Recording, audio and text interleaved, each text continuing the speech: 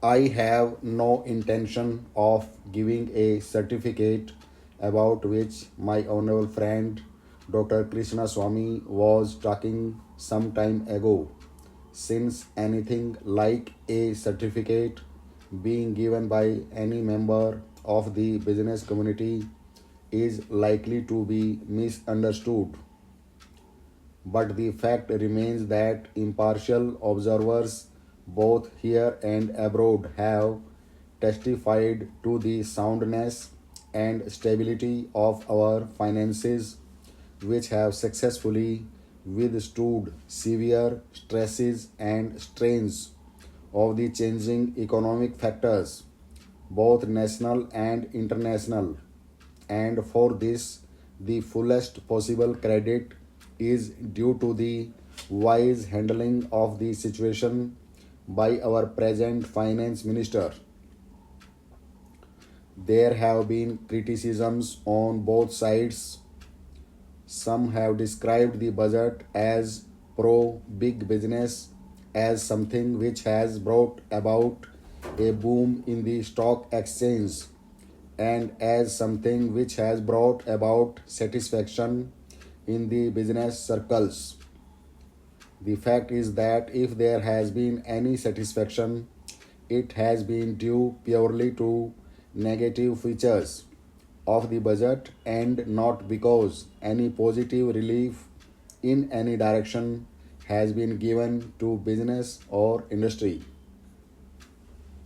It is true that there were certain fears in the minds of the business community that, in view of the expanding and growing needs of the center, the finance minister might resort to certain further additional taxation.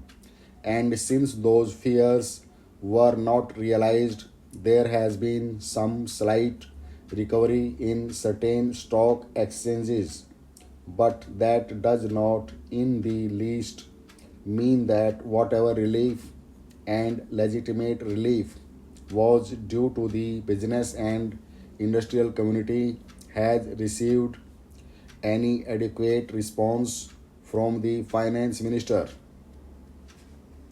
We have got to face the fact that we are at present engaged in the process of development.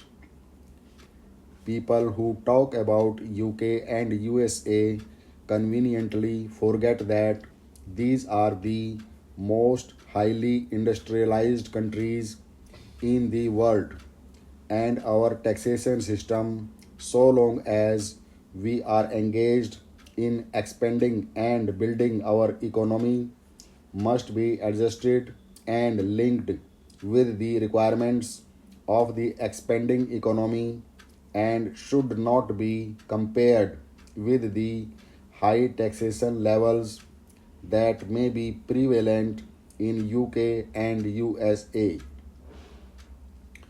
Friends have talked about unemployment, but whether the raising of the direct taxation levels will in any way mitigate unemployment is a question that should be considered.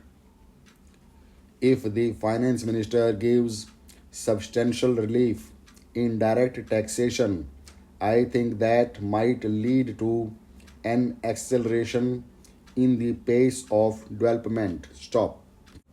So it has to be considered whether it is relief in taxation which will lead to a reduction of unemployment, or whether it is raising of taxation to the utmost levels which will dry up the resources and channels of capital formation, and thereby not only retard all further development but might also throw the functioning of present industries out of gear.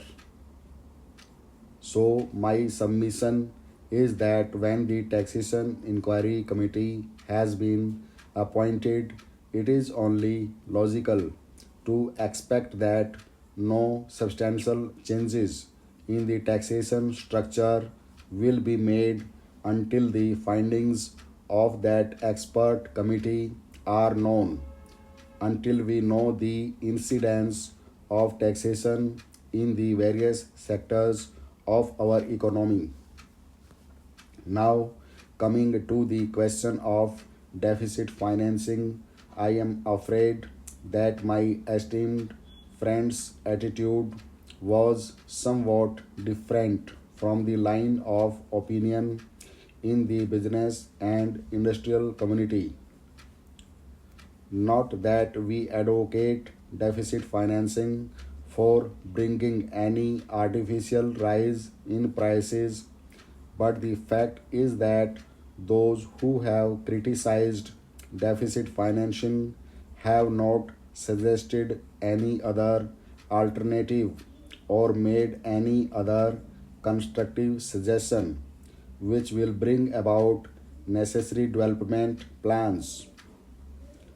After all, the fact has got to be faced that whatever program we have set out in the national plan should go on unimpeded by any financial considerations. An assurance has been given by the finance minister that so far as financial resources are concerned, he will ensure that the 5 year plan will not in any way be retarded. In this connection, I can only say that deficit financing is one thing so far as the revenue budget is concerned.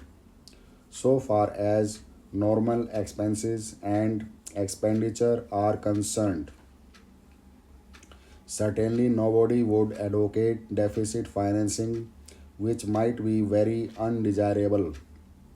But when it is a question of doing something abnormal, of investing something in productive channels, then certainly some risk has got to be taken.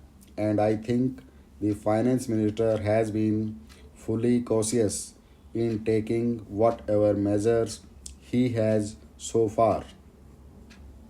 We know the measures that the government took for contracting money supply about the end of 1950 and certain other measures adopted which brought about a slump. Also, from time to time, the finance minister did not hesitate to mop up the surplus, which, as the records would show, has been about rupees 300 crores during the past 4 or 5 years. I have no intention of giving a certificate